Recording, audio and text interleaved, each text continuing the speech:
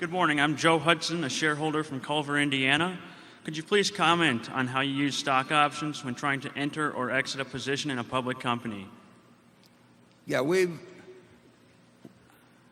I think there was one time we sold a put on Coca-Cola with the idea that if it got exercised, we were very happy to own more Coca-Cola.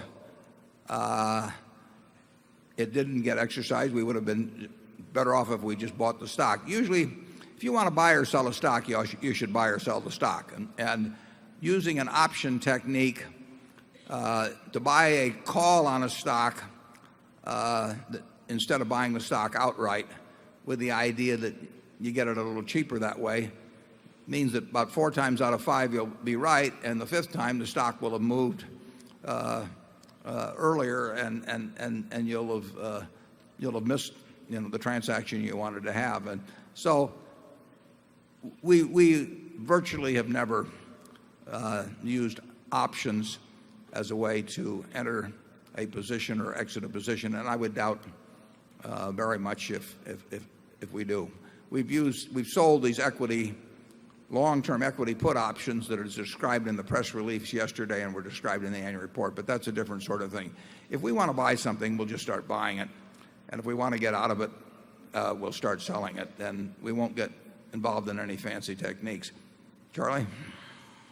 Well, if I remember right, you wrote a letter when the public authorities were deciding whether we should have option exchanges for stocks. And Warren was all alone at that time, and he wrote a letter saying that he didn't think it would do any good at all for the country to throw out the margin rules in this fashion. I've always thought that Warren was totally right. It's the idea of turning financial markets into gambling parlors so the croupiers can make more money has never been very attractive to us. Yeah.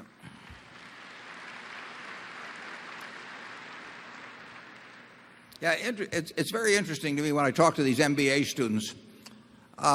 One of them from the University of Chicago, the very first question I got a few years ago, he says, "What are we being taught that's wrong?"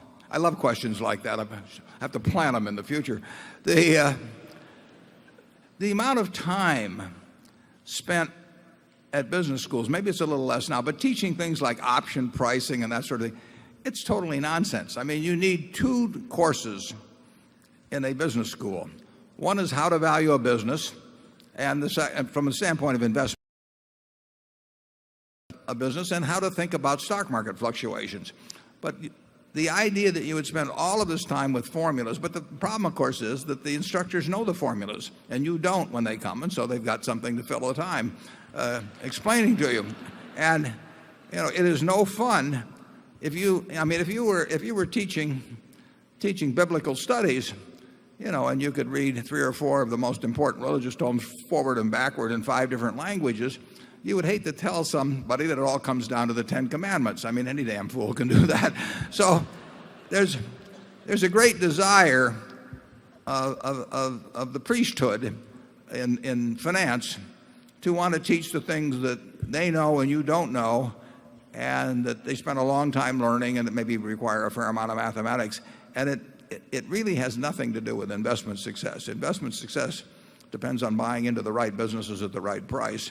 And you have to know how to value businesses, and you have to have an attitude that divorces you from being influenced by the market. You want the market there not to influence you. You want it there to serve you. And that requires a mindset, which goes back to an earlier question. And it's a mindset that's described quite well in Chapter 8 of The Intelligent Investor. Let's go to number